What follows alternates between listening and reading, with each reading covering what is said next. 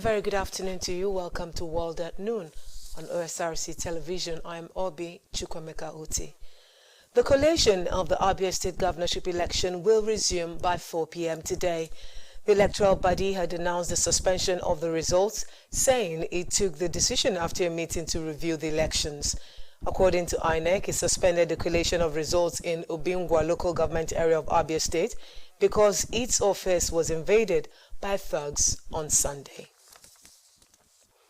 Also, the Independent National Electoral Commission, INEC, says collation of results for the governorship election conducted in Enugu State on Saturday will continue at 5 p.m. today.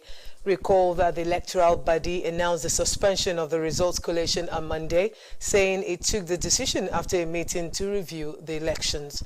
According to INEC National Commissioner Festus Okoye, results from Nkanu East and Nsukka local government areas in Enugu State were suspended for further review. Okoye said that a review will be undertaken immediately before the process is concluded. Moving on to other stories, economists have faulted the Monetary Policy Committee MPC of the Central Bank of Nigeria over its decision to increase the benchmark interest rate by 50 basis points to 18% from 17.5%. The experts who spoke in reaction to the lending rate announced by the governor of the Central Bank of Nigeria, Godwin Emefiele, on Tuesday, said the increase was needless at the time the country was battling with the effects of the Naira redesign policy. According to them, the MPC should work on how the central bank can make the banks work and get in cash, considering the significant drop in currency in circulation occasioned by the currency redesign policy and the fact that inflation rates decelerated month on month between January and February 2023. They added that the adverse impact of the recent cash scarcity on productive activities, as well as the conclusion of election season, should have provided justification for a hold position. The CBN Governor Emefiele, while reading the communique of the second MPC meeting of the year, said the slight increase to 18% was meant to mitigate the effects of inflation and other economic challenges. The Federal High Court in Abuja has dismissed an application by a suspended Deputy Commissioner of Police, Abba Kyari, seeking to strike out charges against him. In his ruling, Justice Emeka Nwite dismissed the application on the ground that the court has the exclusive right and jurisdiction to hear drug-related cases, as enshrined in the Constitution of the Federal Republic of Nigeria and the National Drug Law Enforcement Agency Act.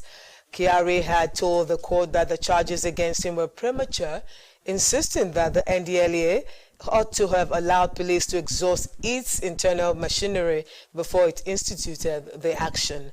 Kyari, who is a former head of the intelligence response team of the Nigeria Police Force, is facing prosecution by the National Drug Law Enforcement Agency. Now to Democratic Republic of Congo, where charities working in displacement camps say they have been treating at least 10 rape survivors every day. Right groups say that the conflict between the government and the M23 armed group had escalated, so has sexual violence.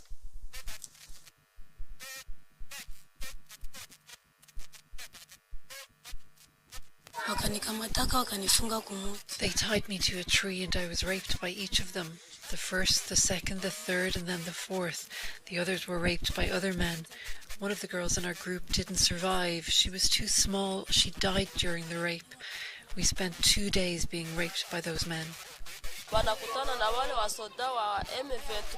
The majority of them were raped by M23 when their villages were attacked. Others who hid in the bush were raped by fighters from other armed groups, and some also on their way here by people who are out of the control. We listen to them and encourage them. We do whatever we can and give them what little we have.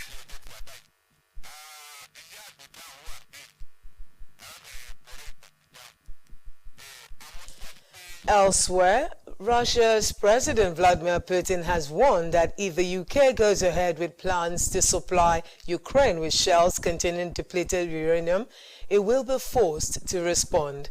The warning came on the second day of a visit to Moscow by China's President Xi. In response, the UK said depleted uranium had been used in munitions for decades and had nothing to do with nuclear weapons. Osrc reports. Two world leaders, a dash of Russian choreography, and to get this, the symbolism was clear. On the world stage, Xi and Putin, China and Russia are coming together to forge what they claim is a strong partnership. The talk at the table was about expanding cooperation with equal partners they are not. Russia is under pressure over its war in Ukraine and is increasingly dependent on China, and Vladimir Putin is increasingly critical of the West. Later, he slammed the UK for deciding to provide ammunition to Ukraine that contains depleted uranium. I would like to note that if this happens, then Russia will be forced to take action accordingly. I'm talking about the fact that the West is already starting to use weapons with a nuclear component. This warning from Moscow has sparked a reaction from London. The UK Ministry of Defence has pointed out that depleted uranium has nothing to do with nuclear weapons or capabilities. It says it is a standard component the British Army has been using for decades and that Russia is deliberately trying to disinform. A Chinese peace initiative for Ukraine made little headway. President Putin blamed Kiev and the West, but this is a war he started, and he shows no sign he is ready to pull out his troops. Might Beijing be ready to supply Russia with weapons? That key question was left unanswered. In any case, Xi's visit is seen here as a diplomatic coup. At last, the Kremlin has something to celebrate. Osrc, Osrc News. A magnitude 6.5 earthquake has hit Afghanistan and northern Pakistan, and tremors felt as far away as India. According to the United States Geological Quake Epicenter is 40 kilometers southeast of the Afghan town of Jurm, near the borders with Pakistan and Tajikistan. Rescue officials say at least 13 people were killed and more than 90 injured in Pakistan and Afghanistan.